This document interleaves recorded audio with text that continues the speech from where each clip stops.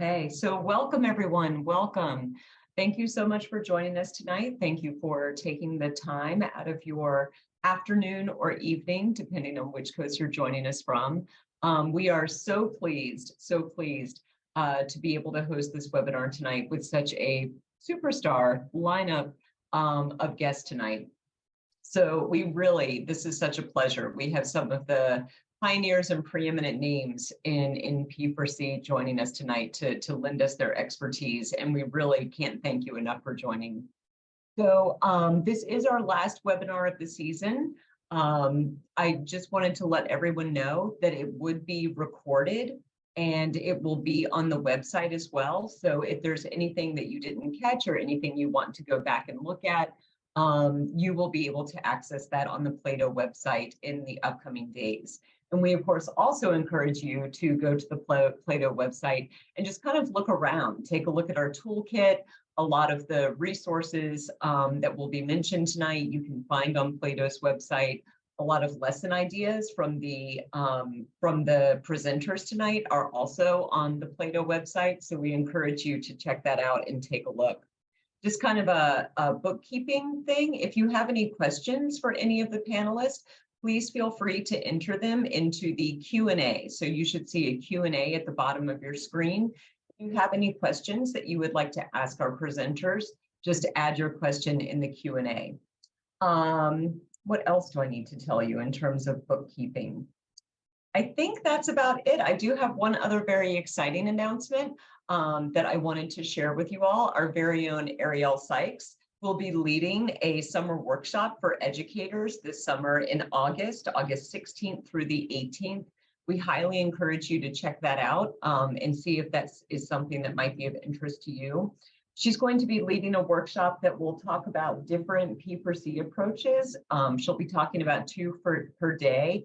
And picture books will be one of the topics that she will cover in that summer workshop. So we encourage you to check that out and see if you might be available to join us during those times. But without further ado, again, Allison Cohen, president of PLATO, welcome. And it is my distinct privilege to introduce our host for the evening, Ms. Ariel Sykes. She is the chair of our academic advisory board. And take it away, Ariel. Thanks, Allison. Welcome everyone to the PLATO workshop on philosophy using picture books. I am very excited to be joined by 3 colleagues in the field. One special note is Thomas Wartenberg is the reason why I do philosophy for children as a full-time job. So I have a huge debt of gratitude for Tom getting me interested in supporting me through the decade of work in that area. And another thank you to Wendy for being a good colleague and fellow mentor as a woman in the field of philosophy, which we all know is important to support our peers in that way. So we're going to spend the first half having our presenters talk a little bit about philosophy using picture books, and then we'll open it up to some Q&A and dialogue. So make sure you put those in the Q&A as they come up for you. We'll start with Thomas Wartenberg, who is a professor of philosophy emeritus at Mount Holyoke College. He is a former board president of PLATO. Among his publications are Big Ideas for Little Kids, Teaching Philosophy Through Children's Literature, A Sneetch is a Sneetch, and Other Philosophical Discoveries, Finding Wisdom in Children's Literature, and Thinking Through Stories, Philosophy, Children, and Picture Books.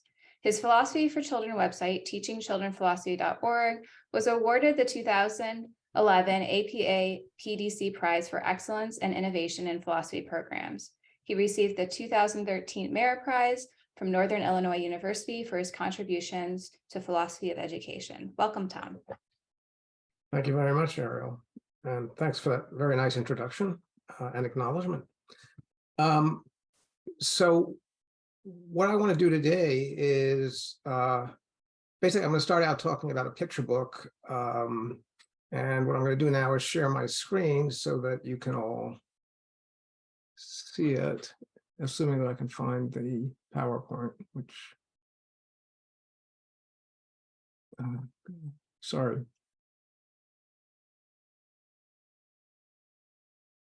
It's gone away. Hold on for 1 second. It should be there.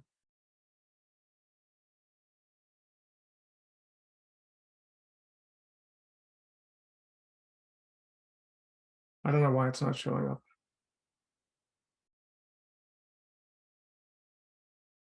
Well, you know what? I'll just do it without a PowerPoint. Sorry about this. Okay, so what I want to do is I'm going to be talking about one of my favorite authors and picture book authors who has this knack for introducing philosophical questions through very simple stories.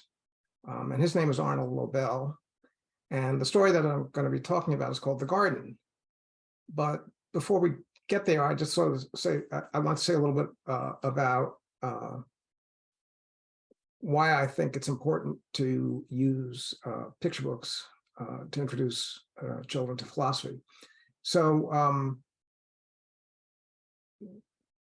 and the way that I have done it.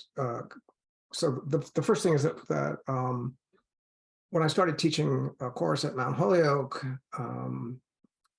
in which I had my students, like Ariel, go into classrooms and teach philosophy to children, I gave them instructions for how to do that. And eventually those instructions started to grow, and I decided to also have the students create similar sorts of what I call question sets or book modules. And so that when they left the course, that they would have created something permanent that's on the web.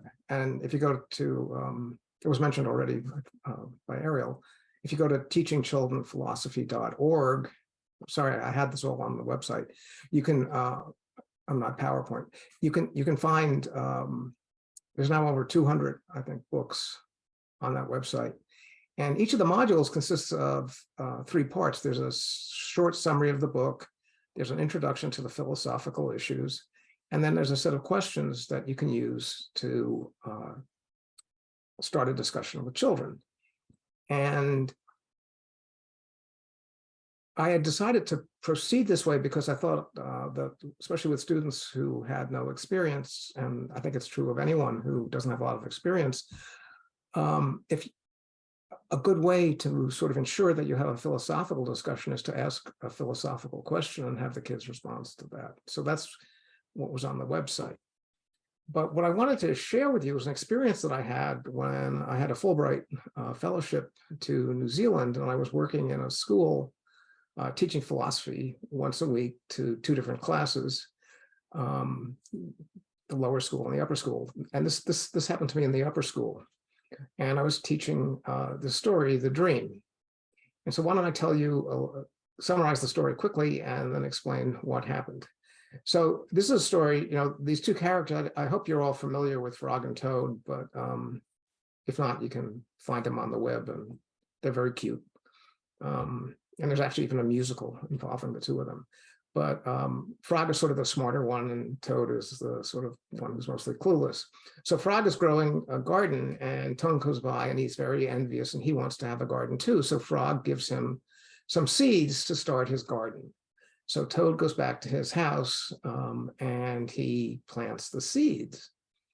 And he's incredibly impatient, and he starts talking to the seeds and saying, come on, grow. And then he gets impatient because I'm not growing, and he starts screaming at them, grow, grow, grow. And Frog comes by and says, like, what's going on? And Toad says, my seeds aren't growing. And Frog says, well, that's because they're scared. Just let them be for a while and they'll grow. So Toad starts thinking about this, and he decides, well, what would you do if you're scared? So then he starts doing different things to try to make them not be scared so that they'll grow. And he reads to them, he sings to them, he plays music to them, and then exhausted, he falls asleep. And then he's woken up the next morning by Frog, who's come by and he sees that the seeds are growing. And Toad is very excited, and he says, boy, it's a lot of hard work getting the seeds to grow. And that's the ending there is typical of Arnold Lobel, who always, you know, has a very funny, cute ending. So when I was going to teach this to the students in New Zealand, I thought, well, let's talk about why it's inappropriate for Toad to do the sorts of things he does with the seeds. And when that sort of behavior might be appropriate. And what I was thinking is that we might have this conversation about, the different types of things, right? Some things that are animate, like people you might behave with in one way, things that are, well, they're growing, but they're not conscious, at least most people don't think. You treat them a different way. So that's what I thought. And so I started asking a question, and one of the students pipes up and says, I want to talk about something else. I want to talk about patience. And so this is sort of a challenge to me because, one of the principles of doing philosophy with kids is that we try to let the kids determine the agenda to the extent that it's possible. And so I thought to myself, what am I going to do? One of the children has suggested we should do something other than what I wanted to do. And I thought, I'm not prepared at all to talk about patience. I mean, I have some philosophical, I'm a philosophy professor. I know a little bit about certain philosophical issues, and I know how patience is regarded in general as a virtue and impatience as a vice. And that's an area called virtue ethics that goes all the way back to Aristotle. So I'm thinking about this very quickly and deciding, what am I going to do? And I decided, okay, if they want to talk about it, let's do it. And it'll be an experiment, and then we'll see where it winds up.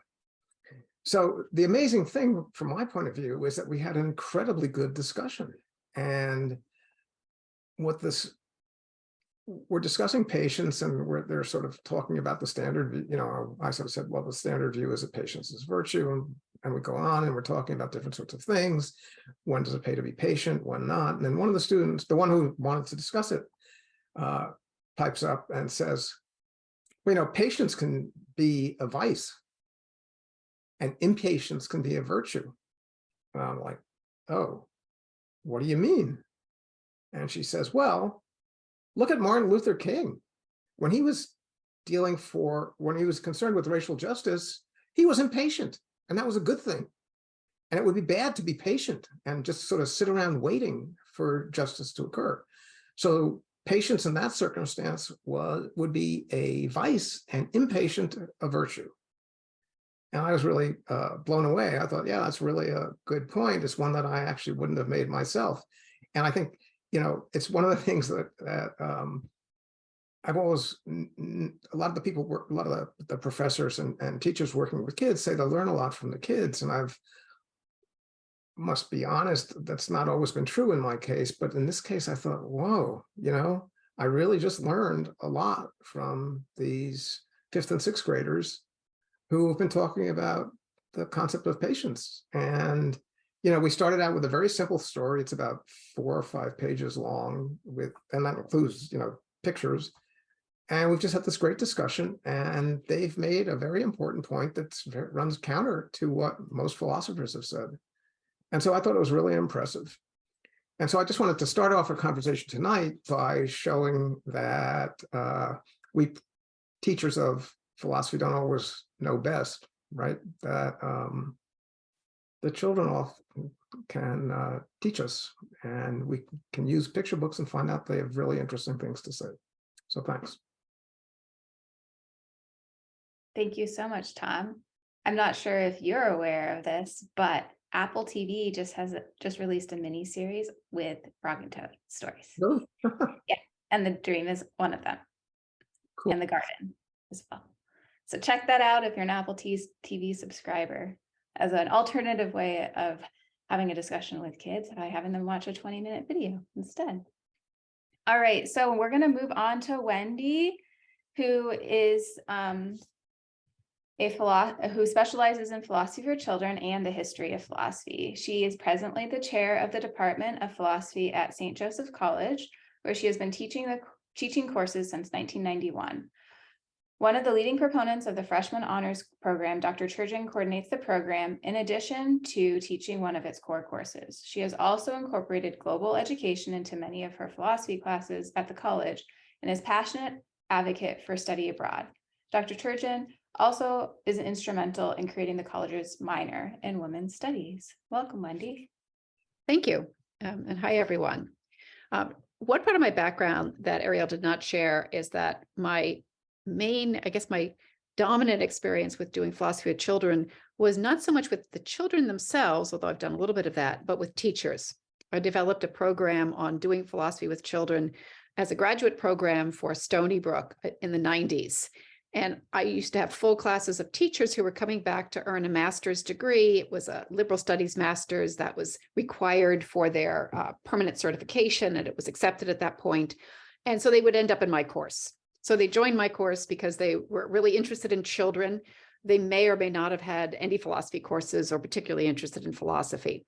So what I wanted to do was make it connect to their own experiences. And I would have teachers from preschool through high school in a class of about 20, 25 students. So one of the activities I started to make routine was to introduce picture books, because picture books are accessible, they're readily available for teachers and parents, of course, unlike some of the professional material prepared for doing philosophy with children, which is excellent, but it's not so readily available. They're familiar, they're often very beloved.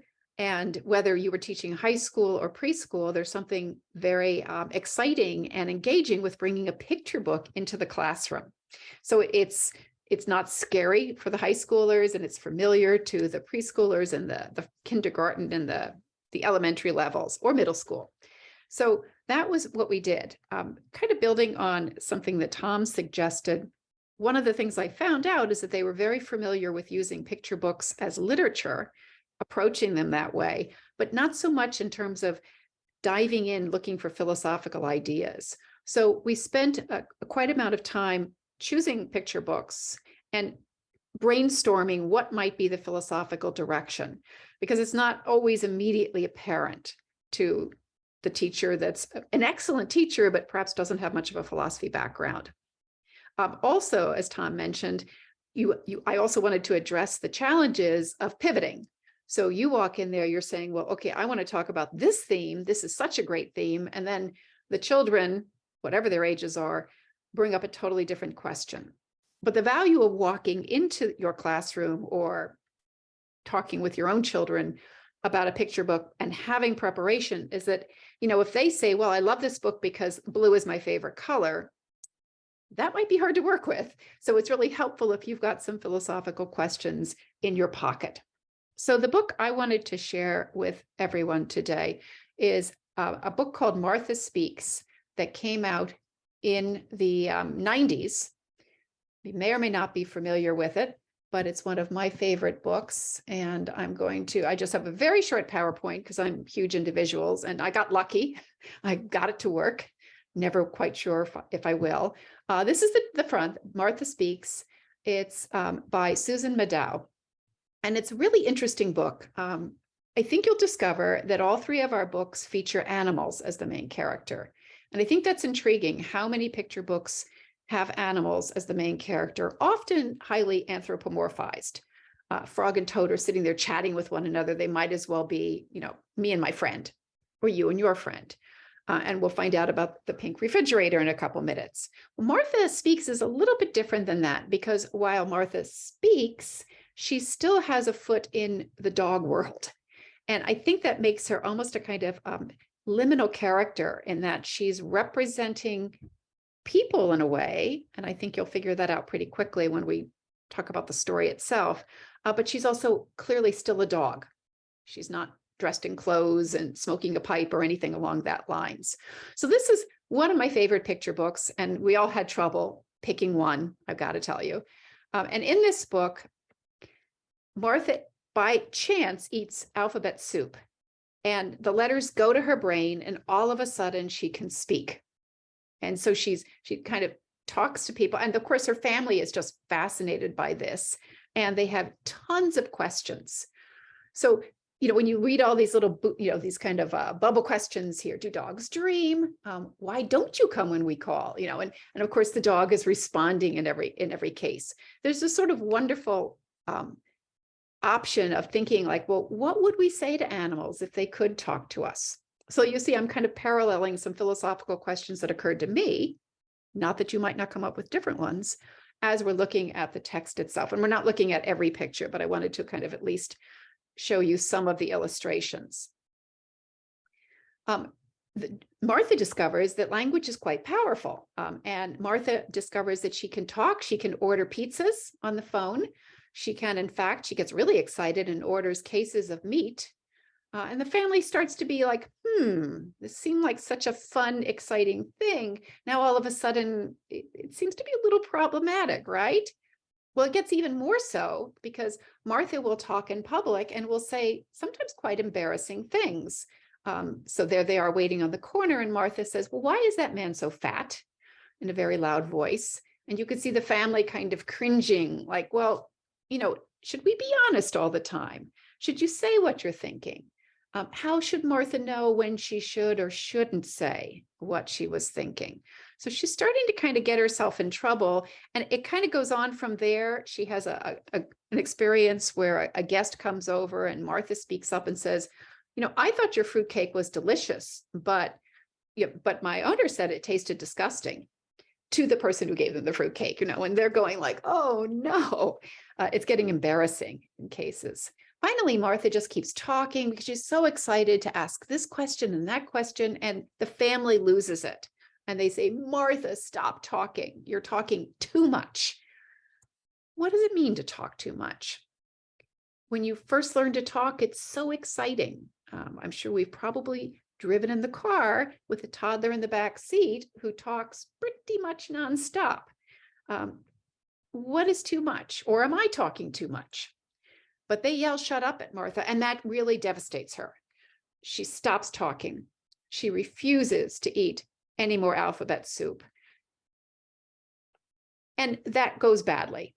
One night, the whole family's out, and a burglar breaks in. Martha tries to make a phone call, but all she can get out is woof, woof, because she hasn't been eating her soup. What does she do? Well, she goes in the kitchen where the cat burglar is and confronts him, although she's trembling. Is Martha brave in this case, or is she going to get trouble? And the guy picks up a pan and she thinks, uh-oh, it's over for me. He's going to whack me with the can. But the burglar says, here, stupid dog, have some soup, and puts a pan of alphabet soup on the floor. Well, Martha eats it. And in eating it, she regains her voice. She's able to call the police. And as the family gets home, the police is escorting the burglar out and saying, some lady called Martha called this in. And that's how it ends. And the family, of course, is delighted. They promise they won't treat her that way again. And they feed her alphabet soup all the time. So that's the story in a nutshell, with delightful illustrations, with kind of cartoon word bubbles, or it's probably aimed at, I guess, really any age, because I just love the questions here. And so I was trying to think like, well, if I were leading a group with this, what are some of the questions I would ask? And I'm wondering if any of you were thinking, as I was zooming through this story, whether in some ways children are like Martha. They gain this power of language. They can now express their desires and wants. They can say things, and sometimes it gets them into an awful lot of trouble. So being able to speak is an enormously powerful experience, but it's also an experience where we have to learn when to speak, when not to speak, and how to speak. Is honesty, if I'm too honest, am I being tactless?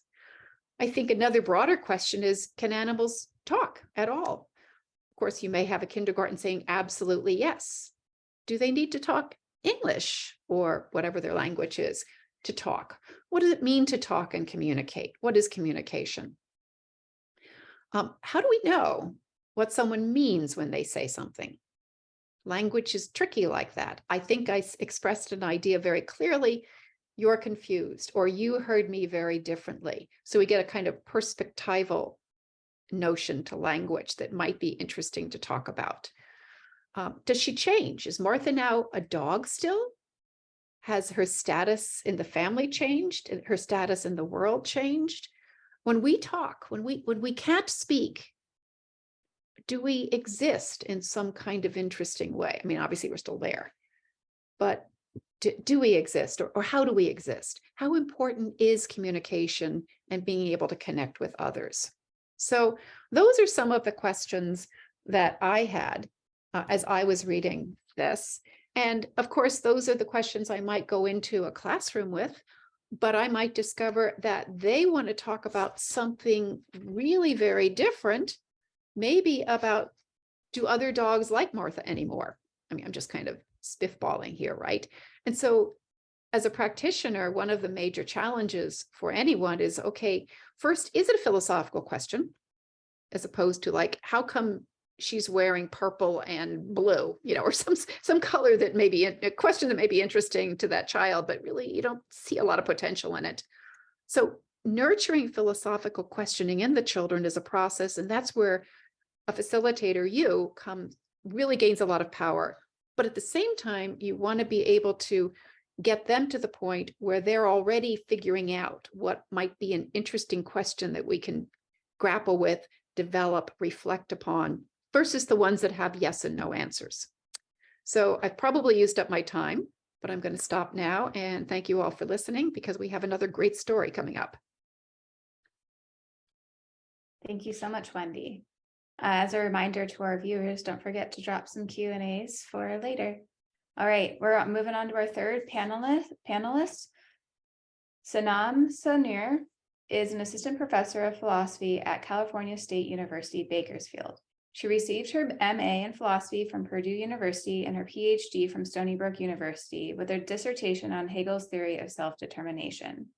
She has published research papers on civil society, philosophy of education, immigrants' perspective on cultural education, on the value and impact of P4C practice for higher education, and for democratic and inclusive dialogue.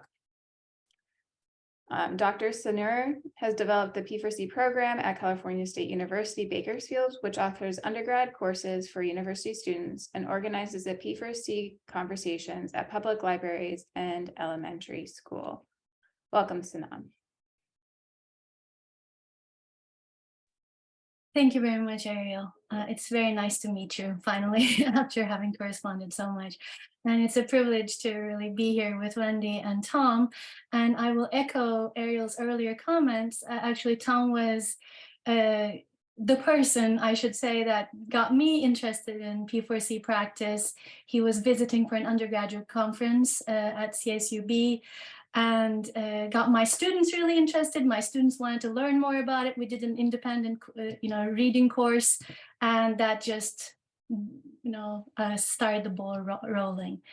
But I think you will see in a little bit, I titled my presentation Apprenticing P4C Practice with Tim Egan's The Pink Refrigerator. And I think I said that because I didn't have a master. I mean, I had books, right? I was reading Tom's works and Gareth Matthew and Matthew Lipman, but P4C is such a thing that you have to be doing it as you learn how to do it, right?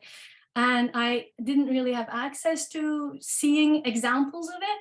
And somehow this book, Pink Refrigerator, has been really instrumental in showing me how, rich and multifaceted and multi-directional a single book can be, and how much, possibility for philosophical digging and conversation there is in it. So it's a book that's not very well known. So I took the liberty of showing you a little more. I hope it doesn't get too much, but here we are. So this is the book that I'll be talking about, The Pink Refrigerator by Tim Egan. It was published in 2007, and it's about, as you said, Wendy, another animal, right? A rodent named Dodsworth, who owns an antique shop. And the picture book starts showing Dodsworth like watching TV, and the first line about him is that he loved to do nothing, right?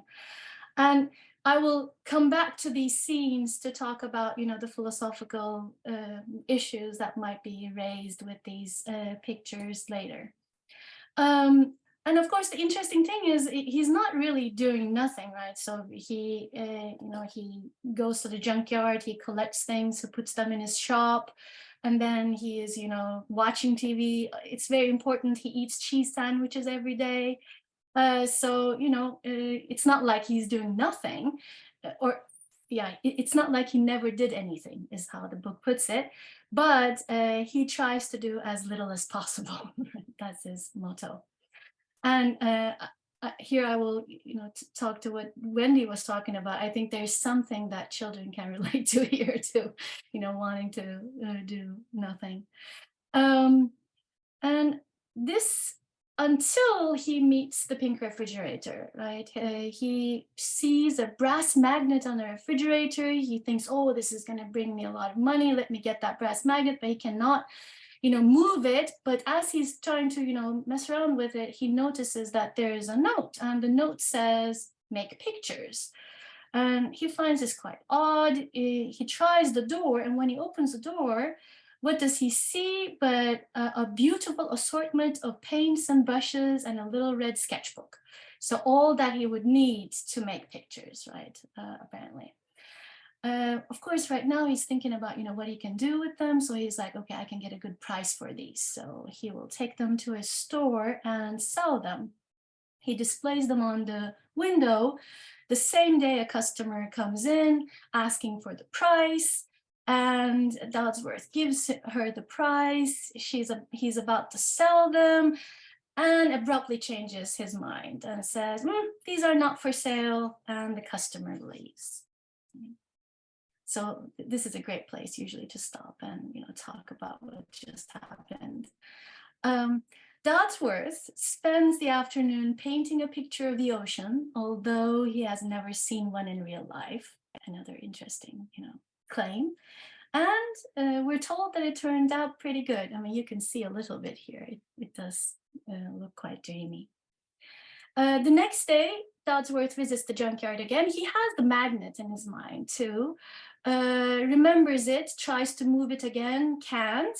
But then while he's messing around with the magnet, notices that, oh, there's a new note here. And the new note says, read more. And he opens the door and sees a whole volume of literary classics, we're told. And he, of course, brings them to the store. He puts them on the window. And almost immediately there is a customer, I kind of skipped those, asking to buy the whole lot. He's about to sell and he says, oh, they've already been sold, and keeps them. And he starts paging through the incredible stories, we're told, and reads late into the night. From then on, Dodsworth no longer is, surprised to see the notes. Actually, he goes to the junkyard to see the new notes. He's expecting, new delicious gifts from the refrigerator. The one is like play music, and he's given a shiny brass trumpet. And he practices all towards the night and is able to take out a couple of good notes at the end. And we are told then the next one is learn to cook, the next one is plant a garden. So he's learning to do all these new things because of the refrigerator. Until that one momentous day when he confidently rides to the junkyard, hoping for the new, next note. And he finds keep exploring. And he tries the fridge is empty. He's disappointed. He says, that's not fair. Now you're nothing but an old broken refrigerator, right? He slams the door, the magnet falls off, the note blows away, and Dodsworth is distraught, right? He goes home and guess what? He starts watching his old shows again. Right? But in the middle of his favorite show, as he's, holding the magnet in his hand, we're told he feels a great sense of wonder about everything. He gathers the refrigerator's gifts, as you can see on the screen, rides into the moonlight to find an ocean. And that's the end. I love this book, and it was a book that I just had because my son had it, and I had read it with him many times, but at some point it connected with P4C, and it's been wonderful using it in P4C practice. And the question is, what makes the pink refrigerator a good prompt for P4C? I think there are a couple of reasons. First, the story raises diverse philosophical questions. I'll talk a little bit about them. And the issues are relatable and relevant to children's lives. The book invites and allows for close and slow reading.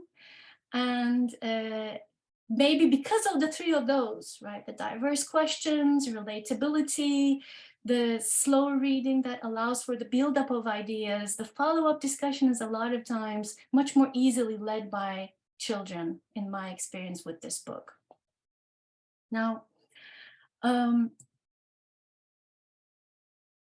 what I've learned from the pink refrigerator and what I like to do in my P4C practice is practice like close, slow reading. Maybe, you all can kind of correct me on this or question me on this. It could be a little bit because of my training in, history of philosophy and continental philosophy. There's a lot of textual reading and you spend hours with a passage sometimes, right?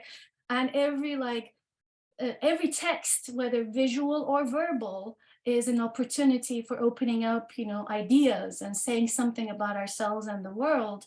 And I think I kind of bring that to how I read these picture books with children in P4C conversations. And this one especially invites that kind of close and slow reading. Like each page raises new questions. I mean, if you look back a little bit, I'll talk more about the nothing one, but even after that, like he is, sitting on his couch, comfortable, watching TV, about to fall asleep. And we could ask, is this a good life? And a lot of times, children say, yeah, this is a good life. And we talk about, how and why that's a good life. And I love that because after the book, most of them will say, that's not a good life. And that change is very interesting to explore. Why did we find that okay at the beginning, but at the end, we no longer think that was enough? What determines enough of a good life? Maybe it's about knowing what the alternatives are, right? If you're never exposed to other things, then you will not get a chance to, make the comparison. And I think the story really allows for pauses, and I really like that. And I kind of mind that a lot too. For example, when, he first gets the painting materials from the refrigerator and puts them on the window, the sketchbook and everything, I ask, so, should he sell these, you think? And the children are like, yeah, that would bring good money. And then we all wonder when he decides not to sell it, like, why did he decide not to sell it? Like, what's the reason for the change? And that, that could be repeated with other examples. And, with playing the trumpet, he doesn't know it, but he keeps at it until he gets out one good note or two good notes. What's the what's the value in that? Would you work all day for two notes? Is that worthy use of your time? Is it better than sitting comfortably and eating cheese sandwiches? And a lot of children are very skeptical about him. Oh, I didn't tell you this, but he cooks, and he says that he didn't know, but Dodsworth was a good chef. It was an excellent chef. And they're very suspicious, like, how can one be such a good chef after cooking just once? There's something unbelievable in that. So I like that children also kind of question the logic, reasoning of the book itself too. And this kind of brings me, why are P4C why is close reading so important? I think this kind of eliciting children's intuitions about the characters, the events, and the key questions early on brings to the forth and makes explicit the disagreements, right? The possible disagreements. Is it possible to do nothing? No, yes. Changing views of participants. Was it a good life? Was it not? Do we no longer think it was a good life in the beginning? And additional considerations. I mean, this I'll talk about in a little bit, like the ending notes, the keep exploring is very controversial, right? What I really like is that when you read slowly and carefully like that, you don't leave children behind in a way, right? It levels the playing field. Everyone's invested, everyone's following along, everyone's aware of the issues, so that when the following conversation happens, everyone's ready. Like no one's like, I'm confused, I don't know what we're talking about, why are we asking this question? We've already kind of generated the motivation for the questions. I think that's really cool. And I also said fosters literacy. I think like when book reading is passive, I think it can become boring and something that children shun.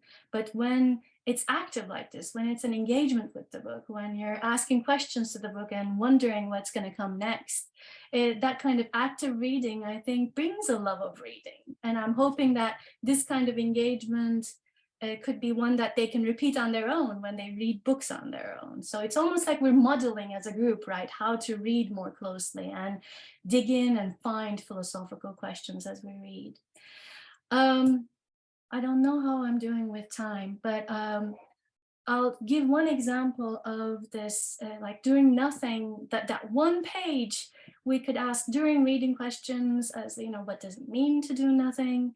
What would qualify as doing nothing? After all, like he's doing a lot of things, right? He's, you know, collecting stuff, he's putting them, he's running his store.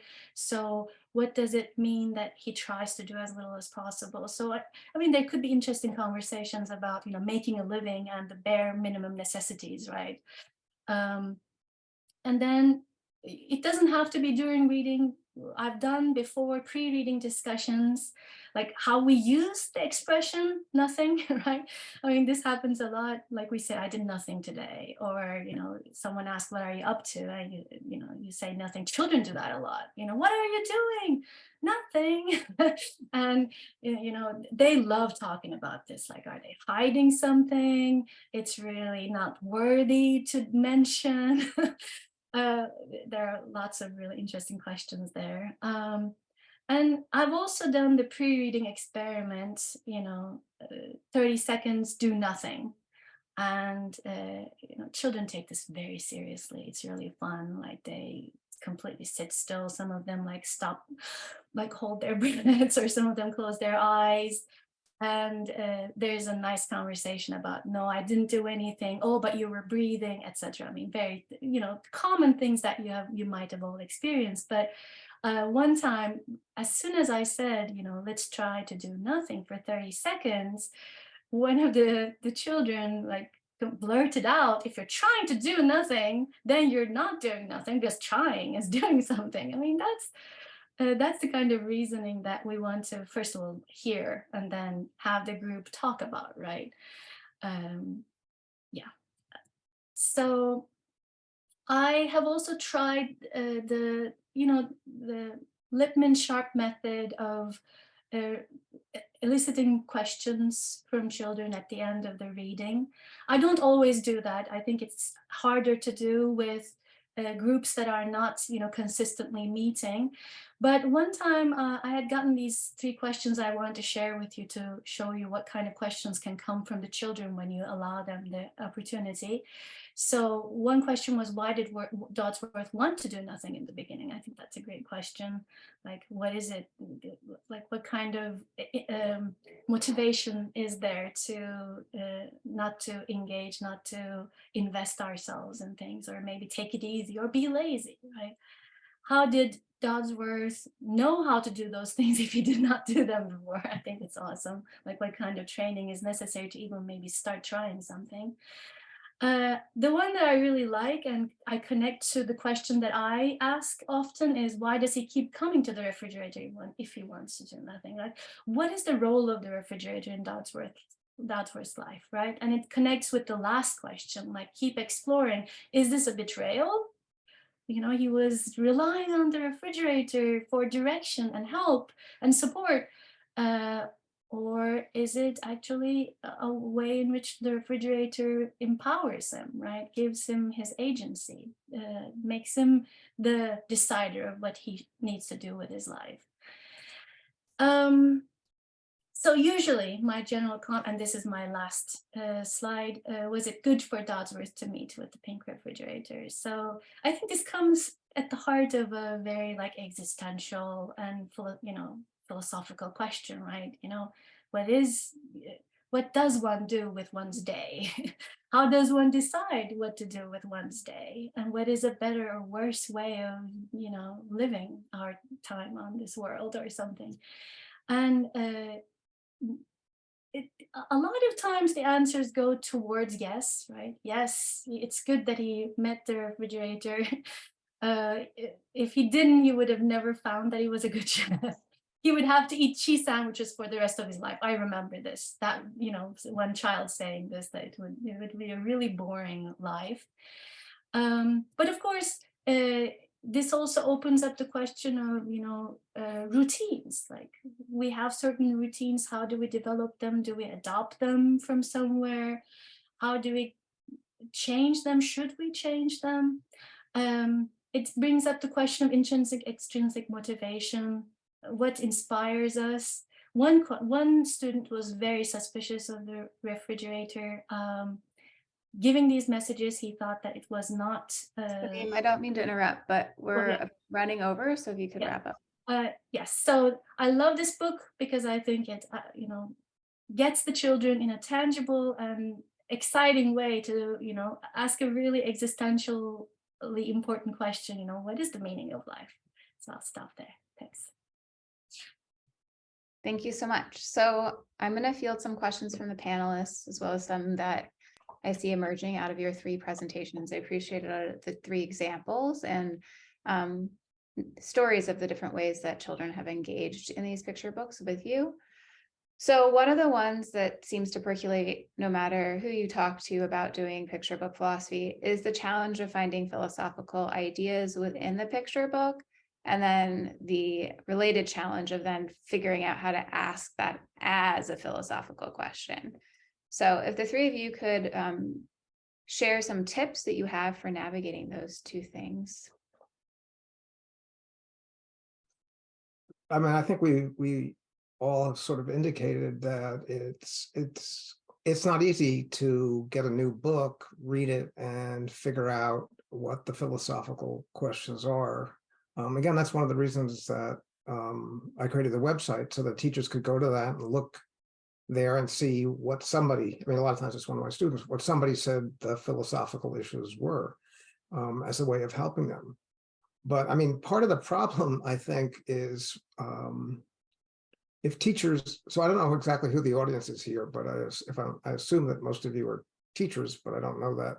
But if teachers don't have a background in philosophy, it's even more difficult to figure out what the philosophical questions are. So I don't think there's a really easy answer to that.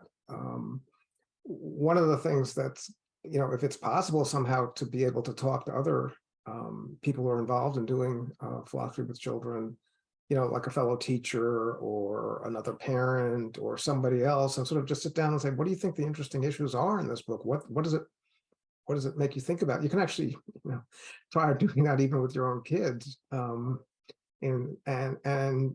just sort of brainstorm, because I don't really think there's a formula for doing that. Yeah, I would add that it really helps if they use some of the resources out there. But one way to approach it is, we're not there to discuss the book. Like the Great Books program wants you to always stay within the text. But this is just, what does the story make you think of? And it could make you think of something that has nothing to do with the story, but that might have some really interesting problematic angles to it. So I often tell people, you have to kind of develop a philosophical ear, and you get better at it once you start using some resources creatively, but also, just as Tom suggested, thinking about it on your own. Why did I find this book so appealing? What did I laugh at? What use of words was particularly confusing, and why was it confusing? And I think those are some of the prompts that we definitely get better at it, and we always continue to get better at it. So all three of us could read our book a second time and come up with some completely different themes that hadn't occurred to us. Actually, my kind of presentation about the close reading is, in my opinion, a way of helping facilitators come up with more philosophical questions, because the questions that we ask about the book mimic and maybe are three versions of the bigger questions we can ask. So if we're asking, for example, was that a good life for Dodsworth to be doing the same thing every day, we can then ask, like, what are examples of this in our world? What are ways in which we do this? And is that a good life? What are the ways in which we are inspired to do something out of the ordinary, out of our routine? Which ones are ones that we're open to, and which ones would we immediately push away? So I feel like these are the kinds of questions that then get the children to think about what is worth seeking, what is worth learning.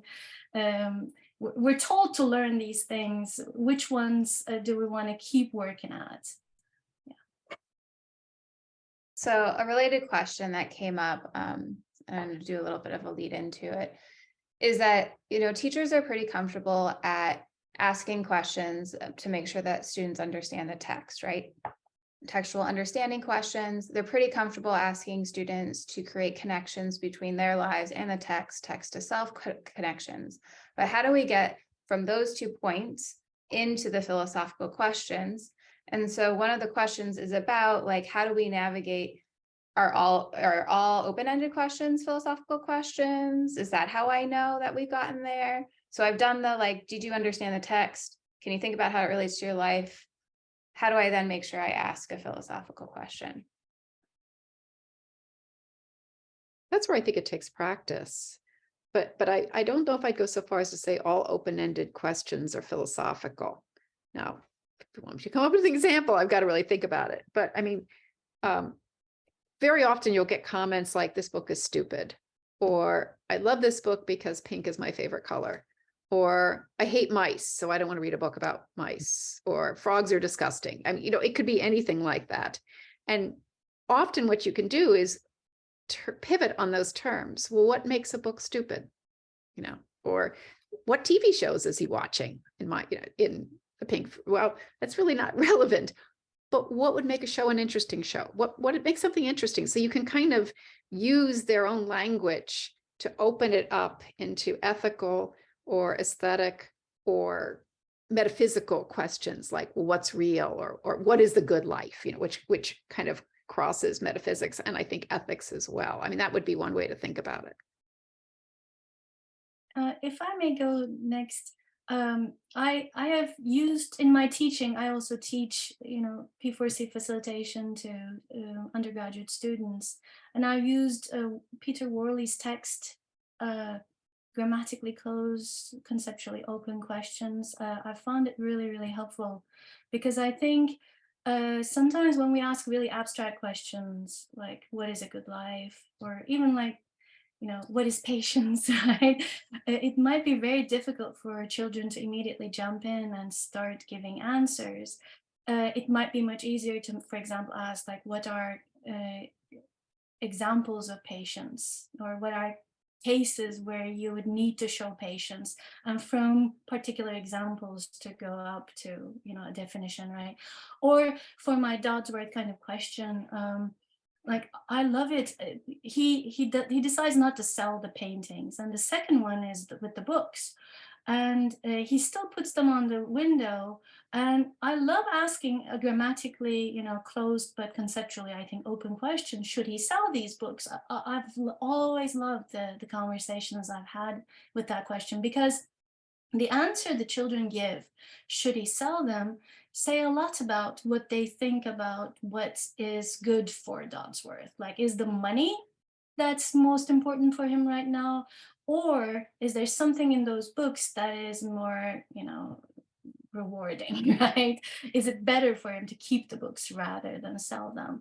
And I mean, if you ask it like that, it's too much. But if you just say, should he keep them? It's a very simple question. And it's not a reading comprehension question, because we're not asking, did he keep them, right? We're not asking them to report on what happens. We're asking them what should, a normative kind of question. And when children say he should or shouldn't sell them, then we can have a conversation about what's worth doing in life, right? Is it the money making, or is it the reading a book? But I mean, the children are very insightful. They notice that, without money, you don't have books usually, right? The pink refrigerator is very interestingly always giving the materials for the activities that it commands Dodsworth to do. So I'll pause there, but that's a way of maybe approaching questions that are amenable to good. I know Tom has faced this many times, so I'm sure you have some sage advice for all of us. No pressure. I mean, I think one of the things is that it's hard to give a good explanation of what makes a question or an issue philosophical. And I know that was one of the questions that was on the Q&A site.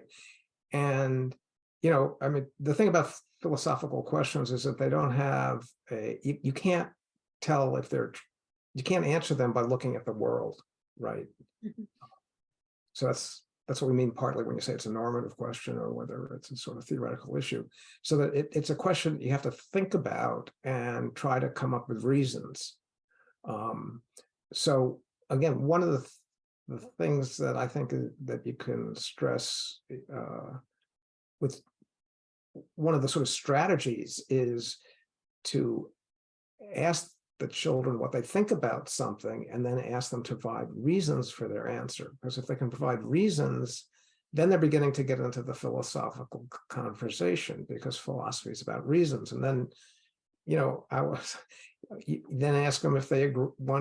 If one student says something, you ask, do you all agree with that, or do you disagree with that? And if you did agree or disagree, then why do you? Because once you get into the realm of reasons, you're really moving into philosophy. And so I think that's what's different from asking, like, what happened in the book. It's when you see what happened in the book, what do you think about that? Do you think it's a good, bad? Is it a good thing? Is it a bad thing? Should we can talk any of the books, like, should Frog have, yelled at the seeds, why? And then why? Come up with reasons for what you think. And again, one of the things that we're trying to do in working with children is to get them to be talking to each other, right? We're trying to get ourselves, the facilitator, out of the conversation, right? The conversation is most successful the less the facilitator has to do. And when the children can sort of talk to each other and say, wait a minute, I disagree with what you just said, and here's why. And the other one says, well, no, that's not a good reason, and they can go back and forth like that. Then you've really got them involved in a philosophical dialogue. And that's really what we're trying to do, because the goal is to make them reasoning or reasonable human beings who don't just take things on faith, but think about them and discuss what they think with other people, of their own age or older or younger, right? So that's a little short answer. Okay, I want to circle back to the agree, disagree in a second, but a related question to what makes good philosophical questions is what makes for a good picture book for philosophical conversations, right? And so, Wendy, I know you've talked about using stories that have morals, and Senem, you've just talked about slow reading strategies. So what do you all think? Are all children books great and reasonable candidates for doing P4C? Do you approach certain types of books differently in order to get to the philosophical? Well, I find that if the book is overly moralizing, you have to work really hard not to just teach the moral. It can be done, but it's much more challenging because you just want to slide into, and now we're all going to be nice to one another, because that's the message of the book.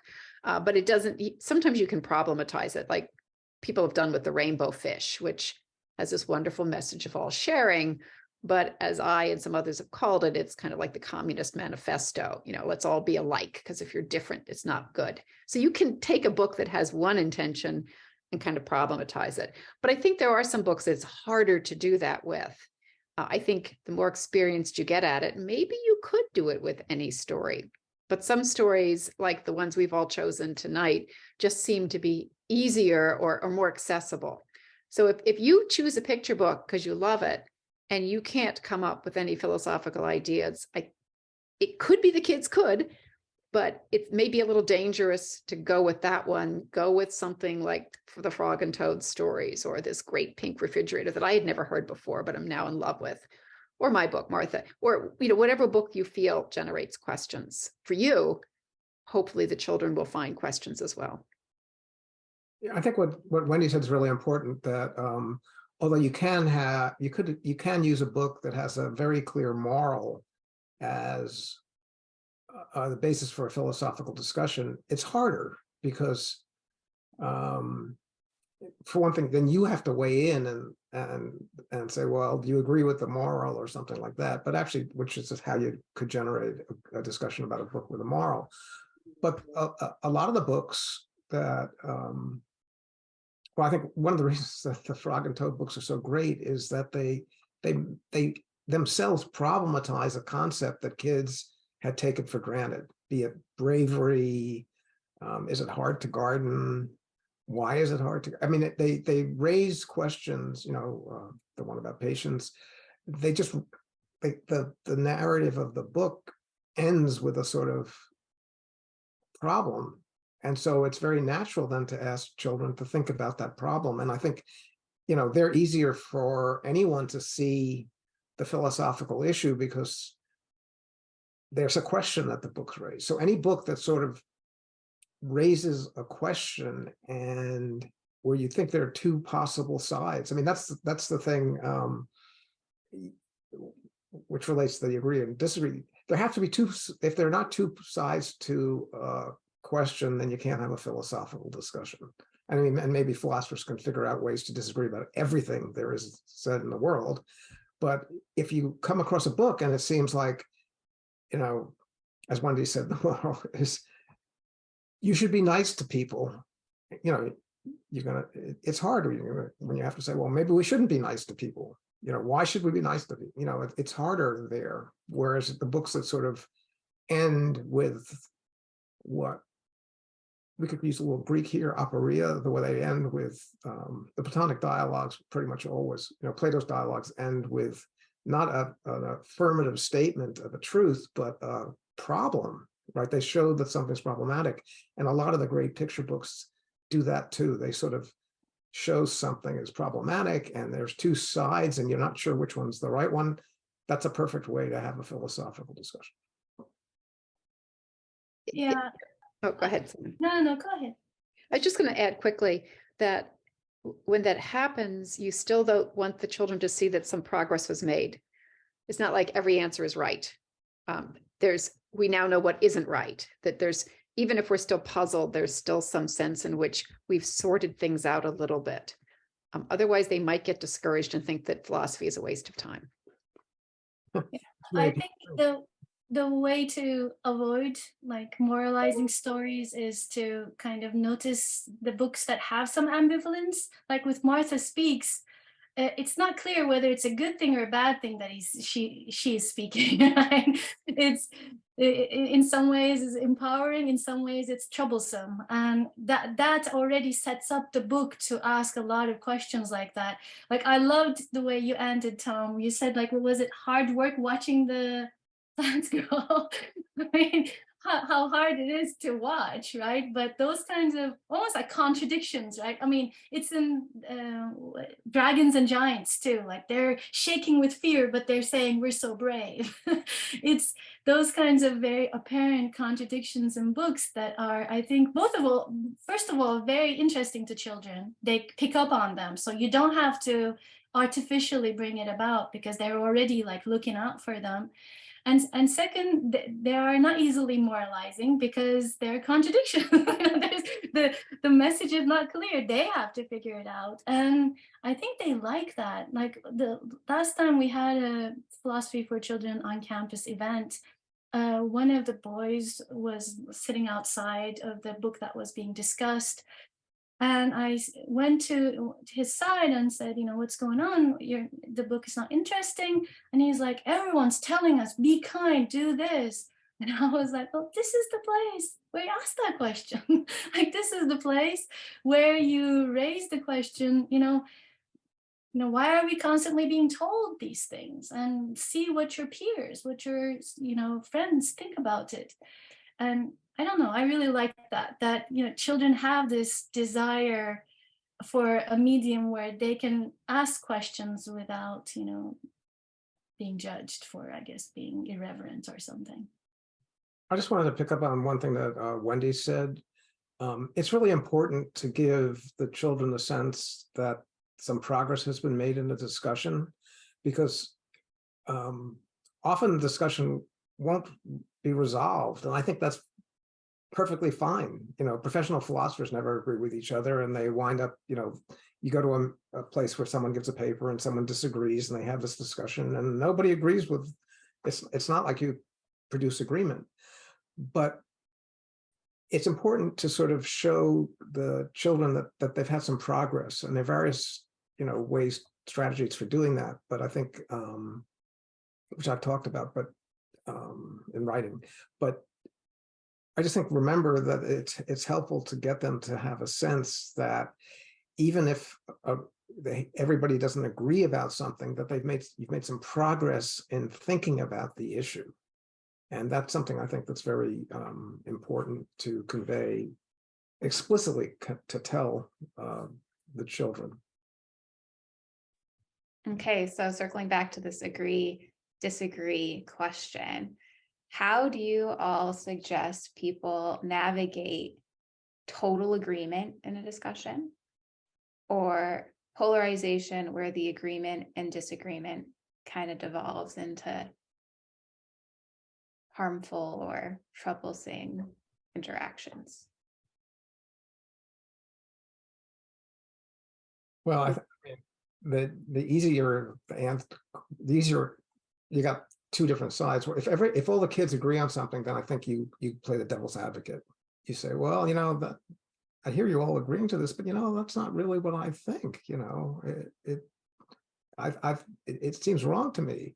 And then you can actually not tell them why, but say, can you think of a reason why someone might think the other side, right? So if they're all saying,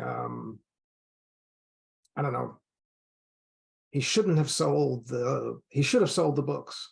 And everyone says, yeah, he should have sold the books. He could have gotten money. And you say, well, wait, that's sort of, I'm not sure about that. Can you think of a reason why maybe he shouldn't have sold the books? And so you ask them to enter into the other side of the argument and try to create the possibility of a sort of discussion where there wasn't one. You could tweak that too by saying, some other kids have told me that, he shouldn't sell the books. So you're not even adopting the authoritative position, but you are introducing that. And I love that idea of saying, like, why would someone say that? That's great, because then they have to kind of think themselves. It's a good move. Oh, and by the way, with regard to that question about, things get out of hand, that's a facilitator's job. If the children start making fun of another child because they disagreed, or they said something and what you would say, whatever it is, there's tension, or you've hit a very sensitive topic and you could see a child is really upset, you've got to steer it another way. Tom's right. The facilitator's goal is to kind of ultimately be in the background, but that's where it is important to speak up or to redirect. I've also found it helpful to ask for help from the kids themselves too. So if there is a really polarized conversation, I sometimes ask, it seems like we're, right in the middle. Some of us are thinking this, some of us this. What's going on? Like, what's riding this disagreement? And I will have a couple of, children who will come up with say, I think we're, using this word differently, or I think we don't agree that, you know, his life, like let's say with Dodsworth, that his life was not so bad after all, the first, you know, the first version. So I mean, that's what we can do, right? With disagreements, we want to find the assumptions or the presuppositions, the definitions that are standing in the way of consensus. And I think sometimes children really help. I rather have it come from them, and yeah, when it happens, it's great. When it doesn't, yeah, we try other things, I guess. So there's a related question about how you navigate like apathy in answers. So when kids say things like, oh, I don't know, or they are not engaging, or I can think of like another way of avoiding a discussion would be like, everybody's right. What's the point of having this conversation? So strategies for that. Okay, I'll try a couple. One, I would ask, what would be interesting to you to talk about? What do you find interesting in this book? I also, again, like I'm such a sold out on these during reading questions and reading is closely. A lot of times the apathy is circumvented by that because you're already getting some buy-in, because they're already agreeing, disagreeing, or committing themselves to positions while reading. And then that kind of continues on to the conversation. I found it helpful to sometimes do pre-reading activities that gets them to come up with examples, like with patients. I've done that. That's why I talked about it, Tom. One time at the library, I did the garden book and I asked them, you know, what are some cases in your life where you need to be patient? And it was really interesting. And it came, you know, brought up the question of like, is impatience ever a virtue somehow, right? Because they were saying, you can't be too patient with that. Right? I think one of them was talking about how like, if you're like playing a Minecraft game and you're, you know, it's just taken forever and you're never getting it, like there needs to be a time when you know how to stop, like not go at it anymore. I did like Fate of Fausto just recently. I wanted to plug that in this conversation, Oliver Jeffers' book for Earth Day. And it was such a great conversation. And I just started with the question, like, what does it mean to own something? And they all gave their definitions. And then we asked about, you know, what are some things you own? And they told me some things they own. And then we started applying their own definitions to the things that they listed. And like one of them said, you know, cat possibly, because, you know, she wasn't sure whether you could really own your animal, you know, whether that's proper, because one of them said that to own means not just to possess or something to be yours, but to have full control over something. And one of them said, oh, there's only one thing you can own in this world. And he was talking about, you know, yourself. You know?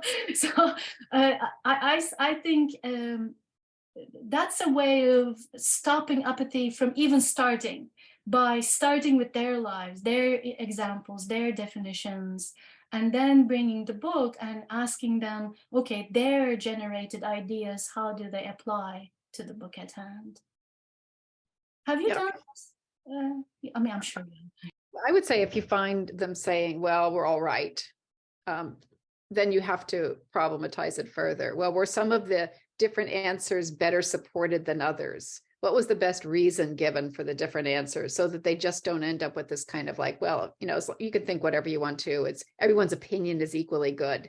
Kind of back to Tom's point, what reasons did people give? And were some of the reasons seemed more persuasive or better formulated or better backed up, whatever?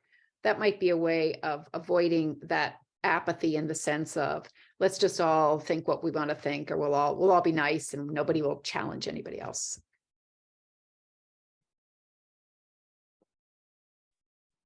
Okay, so there's been 2 questions about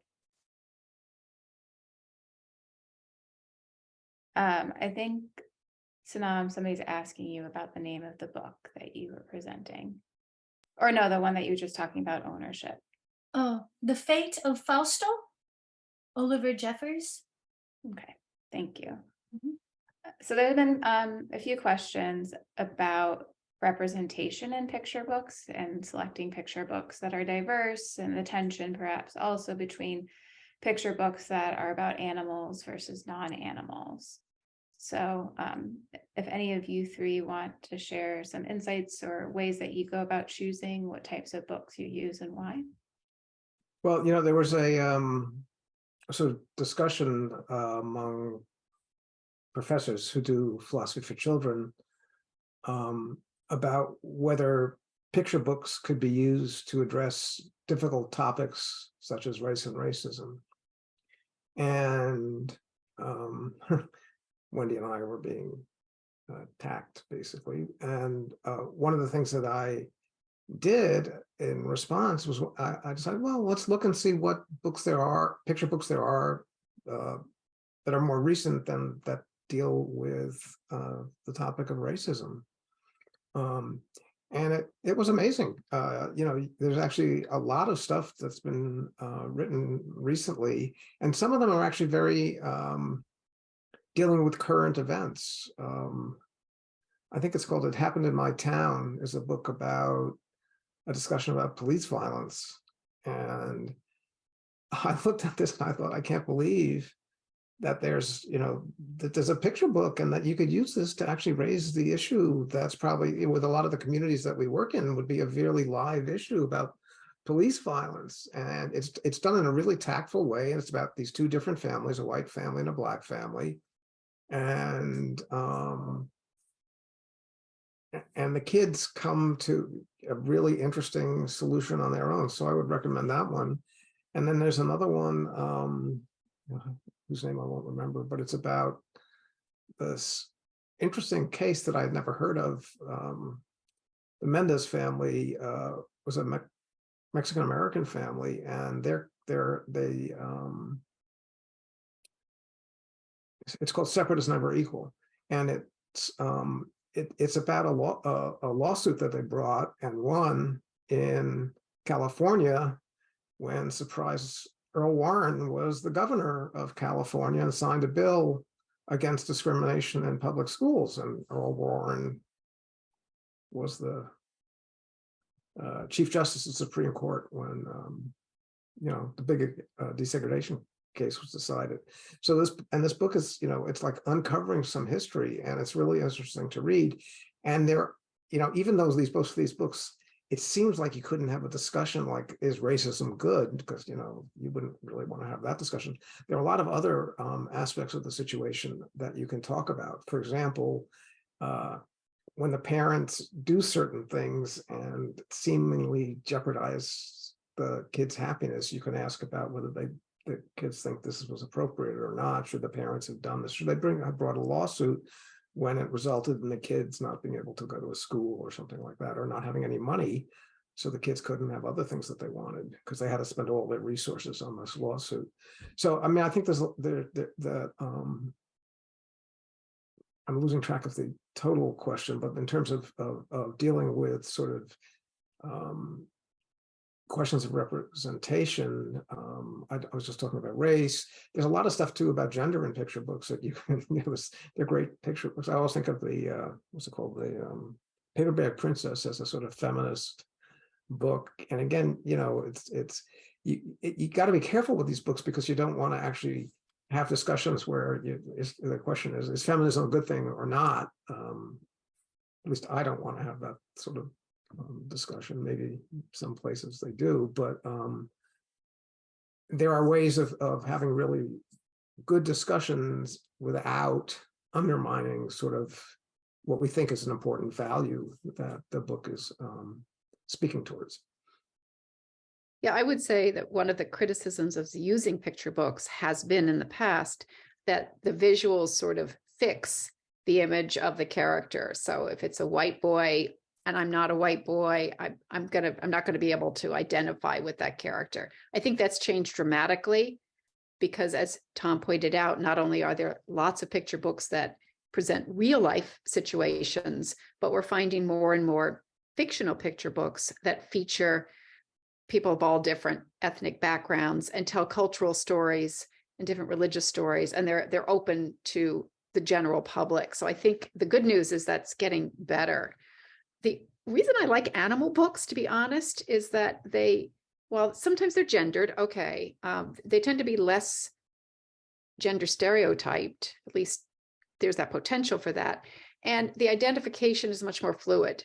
So like if I look at a picture of an aardvark, maybe its name is Arthur, okay, but it's an aardvark. So I can't say it's about a white boy or a black boy or a Latino boy, and it's an animal. And that might allow us to also broaden the identification. But I think publishers and authors have responded to these criticisms that books have tended to be about little white boys and girls, middle America for whatever the stereotype image of that is. And I think that's getting a lot better. That doesn't say that we don't still have to be alert to systematic racism or hidden or sexism for that matter in books that we really like. You might need to have your antennae up, being aware of that. Yeah. And just want to use this as an opportunity to invite people who do find really great books that are diverse and inclusive to think about creating your own discussion plan or lesson module and submit it to the PLATO Toolkit, because that's a user-generated resource that PLATO supports, free access. And as books become more available in terms of being diverse and inclusive, we'd love to see that representation in our toolkit themselves. So I want to shift, if that's okay, Senem, to another question. Okay. There's a question about how a lot of the practices that you three have been talking about are good practices for any person who's engaging in philosophical discussion and facilitation with any aged person, whether it's a college student, your family members, or a young person. And so there's questions about whether there's any distinct things that you do with children that you don't do with adults, or any distinct needs for doing philosophy with children that don't translate to adults. Can I answer the opposite question? I mean, the thing that's amazing is that picture books are great to use with adults, right? We think of picture books as things that you should use with kids, right? And that this is really about teaching, second graders philosophy. But it turns out that they're really good to use in high school and college and even with adults. And that one of the great things about the picture books is that they present the issues. I mean, partly Wendy was saying with animals, like there's a way in which they're distanced, they're not, and they're sort of simplified in a certain way. And you can have great discussions with anyone using picture books. So that's a sort of the inverse of the question that you asked. Obviously, kids are sensitive in ways, I think that, everybody's really sensitive underneath, but I think that you have to be particularly careful with kids that they don't get criticized in a way that can be really harmful. Can I just say that one of the questions, and I'm worried that we won't get to answer it, and I told you I wanted to answer it, it's and I'm not going to answer it exactly the way that it was posed because it's about a book that I just wrote, but images can be a really interesting thing to talk about in picture books too. We haven't talked about that at all. We've been talking about the narratives, even though if you look at a picture, you read the pictures, and the pictures are partly how you engage the kids. But you can actually have very interesting philosophical discussions about the pictures. What I had originally begun to think about doing for this, my presentation, was to talk about where the wild things are and how and I think this is in other books too, the images and the text are not in sync. And so it's a really interesting thing to ask children whether they think that if it says these are monsters and you have pictures of cuddly little animals, what do they make of it? Do they see them as the same? Are they really monsters? Are they not monsters? What about the relationship between the picture and the image? Are they always in sync or not? And that, that makes them much more reflective about reading picture books, but also seeing images as something that you can think about. I mean, I don't know, maybe this was after your time, Ariel, but we used to, I took my students to the Mount Holyoke College Art Museum, and this amazing teacher from Smith College actually brought her. She worked in the art museum. She brought the students in, and they basically were able to take every book that we used and find pictures that raised the same question, right? So with Dragons and Giants, it's about courage. They found there was a dual portrait of sort of a medieval or maybe early modern nobleman and his wife, and they started asking about, because the nobleman's got armor and stuff, and the wife is in a dress, and is he courageous? Can she be courageous? And they wound up asking these really interesting questions, looking at pictures. So although we're talking about picture books, I think the pictures in the books are really interesting to ask about too. I mentioned the Paperback Princess. There's lots of images in that book that you could talk about.